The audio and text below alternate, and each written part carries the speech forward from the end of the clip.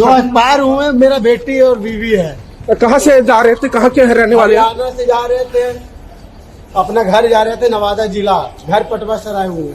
अच्छा, क्या नाम है आपका? राजकुमार मांझी। बेटी के पूजा कुमारी, बेटा का? बेटा के रविनाश, और वाइफ का? वाइफ का शांति देवी। बेटी कितने साल की थी? ये जो है सर देख लीजिए, मिला लीजिए, ये है मेरा पूजा बेटी, यही एक्सपायर हुई।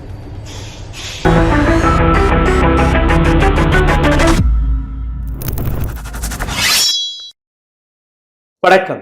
இந்த நாட்டு அரசாங்கம், முக்கியமாக பிரைம் மினிஸ்டர் மோடி, யோகி ஆதித்யநாத், அஸ்வினி வைஷ்ணவ் இவர்களை சப்போர்ட் செய்யக்கூடிய நபர்களுக்கு ஒரு சேலஞ்ச், பக்தர்களுக்கு ஒரு சேலஞ்ச், பிஜேபியின் ஐடி விங்கிற்கு ஒரு சேலஞ்ச்.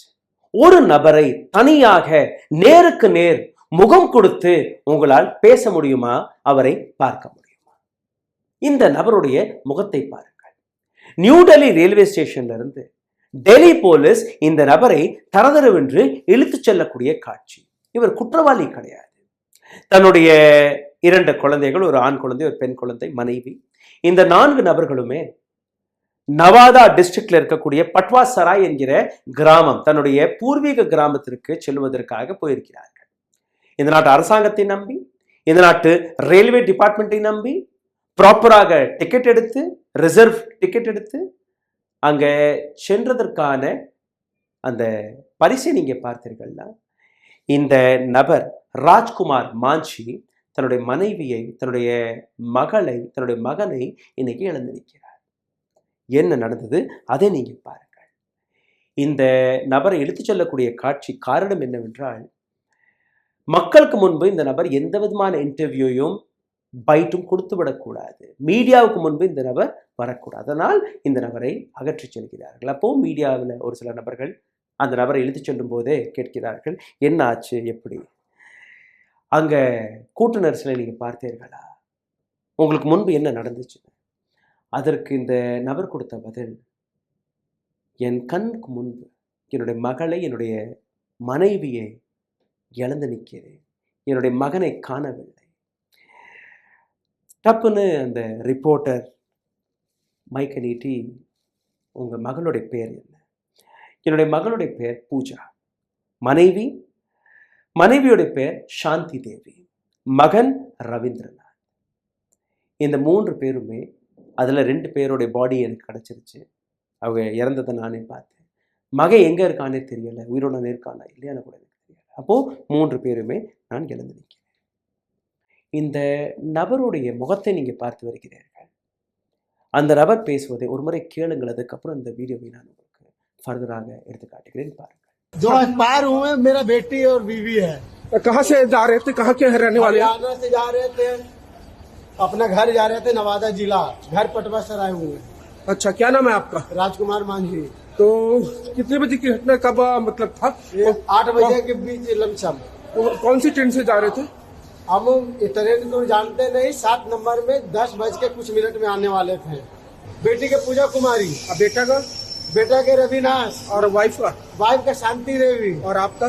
राजकुमार मांझी। बेटी कितने साल की थी? ये जो है सर देख लीजिए, मिला लीजिए, ये है मेरा पूजा बेटी, यही एक्सपायर हुई। நிச்சயமாக இந்த நபர் பேசுவதை கேட்டு உங்களுடைய நெஞ்சு பதறி இருக்கும். எந்த அளவில் தன்னுடைய குழந்தைகளை, மனைவியை இழந்து நிற்கக்கூடிய இந்த நபருடைய குற்றம் என்ன? தன்னுடைய கிராமத்திற்கு செல்வதற்காக டிக்கெட் எடுத்து சென்றிருக்கிறார். ஆனால் அங்க வந்த கூட்டம், அந்த கூட்டத்தை யார் அழைத்தார்கள் என்று நீங்க பார்த்தீர்கள்னா, டிவி ஸ்கிரீன்ல நீங்க பார்க்கக்கூடிய இந்த ஒரு சில முகங்கள். இவர்கள் கிரிமினலாக பார்க்கப்பட வேண்டும். இவர்கள் மீது ஏன் நாம் வழக்குகளை போடக்கூடாது? இந்த நபர்களில் ஒரு சில கோதி மீடியா ஆங்கர்களும் இருக்கிறார்கள். இந்த நபருடைய பேர் சுதீர் சௌத்ரி. இது போன்ற நபர்கள் செய்த அட்டூழியத்தால் தான், அந்த பொய் வதந்திகளால் தான் இன்னைக்கு இவ்வளோ பெரிய அளவில் கூட்டம் பிரயாக்ராஜை நோக்கி போய் கொண்டிருக்கிறது. ஆனால் இன்னைக்கு யாருமே பொறுப்பை எடுத்துக்கொள்வதற்கு தயாராக இருக்க மாட்டார்கள். ஆஜ்தக்குடைய கோதி மீடியா ஆங்கர் சுதீர் சௌத்ரி அவர் போட்ட ஒரு வீடியோ டைட்டில், महाकुंभ का ये मौका छूट गया तो 2159 में मिलेगा. மகாகும்ப மேலையில் கிடைக்கக்கூடிய இந்த கடைசி வாய்ப்பு இன்னைக்கு நீங்க இழந்து விட்டீர்கள்னா, அடுத்த வாய்ப்பு 2169ஆம் ஆண்டு தான் வரும். 144 வருடத்திற்கு பின்புதான் இந்த வாய்ப்பு உங்களுக்கு கிடைக்கும். அப்பொழுது நீங்க உயிருடன் இருக்க மாட்டீர்கள். அப்போ இந்த வாய்ப்பை நீங்க இழக்கக்கூடாது. சுதீர் சௌத்ரி, நேஷனல் மீடியா, அதுல இந்த மாதிரியான வதந்திகள், இதற்கான ஆதாரம் என்ன எதுவுமே யாருக்குமே தெரியாது. ஹோலி டிப் என்கிற பேரில், மகாகும்ப மேலை என்கிற பேரில், ஆப்பர்ச்சுனிட்டி என்கிற பேரில் ஒரு அரசியல் கட்சி ஒரு நாடகத்தை அமைத்தது. அந்த நாடகத்தை நம்பி பணத்திற்கு ஆசைப்பட்டு இது போன்ற டெலிவிஷன் சேனல்கள் நடத்திய நாடகம். அதனால் மாஞ்சி என்கிற இந்த நபர் தன்னுடைய குடும்பத்தை இழந்திருக்கிறார்.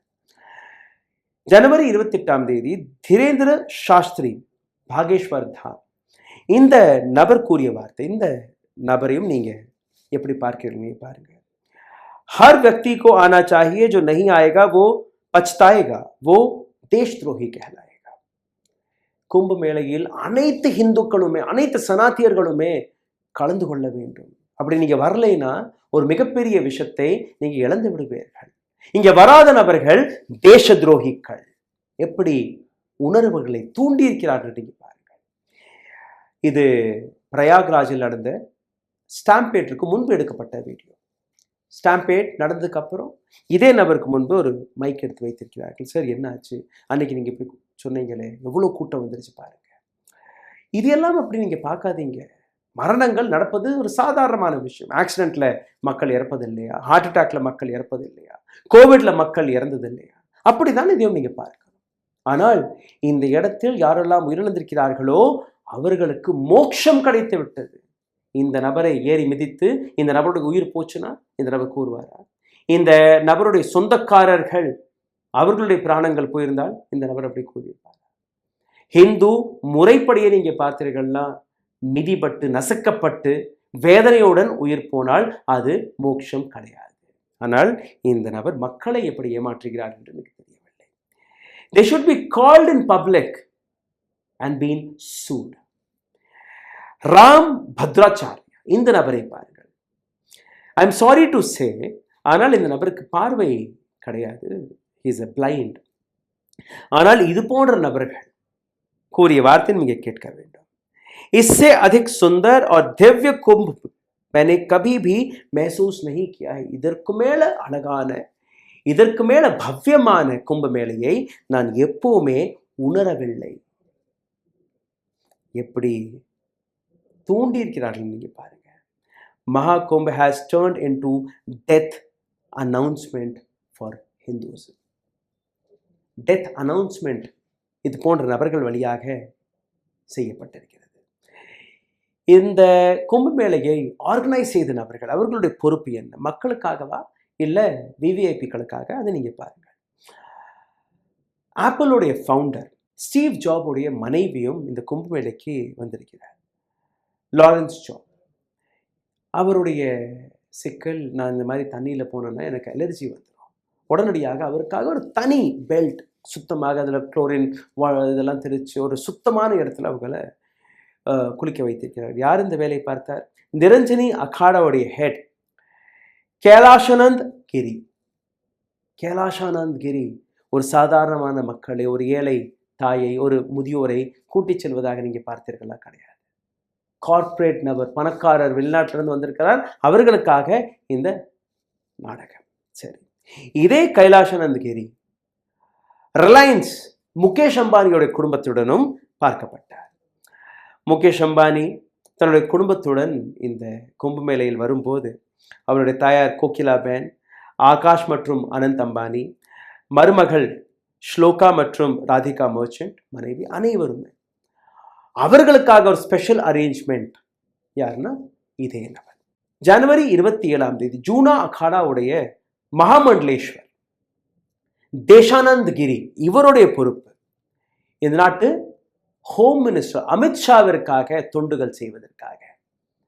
அமித்ஷா அங்க வரும்போது அமித்ஷா, யோகி ஆதித்யநாத் இவர்களுக்கு எல்லாருக்குமே ஒரு ஸ்பெஷல் அரேஞ்ச்மெண்ட்டை செய்து கொடுத்தது இந்த மகான் சுவாமியார் தான். அவதேஷானந்தோடைய இந்த ஆசிரத்திற்கு இந்த குளியலெல்லாம் மாடிட்டு ஒரு லாவிஷ் மீலுக்கு சென்றிருக்கிறார்கள், ஒரு விருந்திற்கு சென்றிருக்கிறார்கள். அந்த விருந்தை நீங்க பார்த்தீர்கள்னா 7 ஸ்டார் ஹோட்டல் கூட ஃபெயில் ஆகிவிடும்.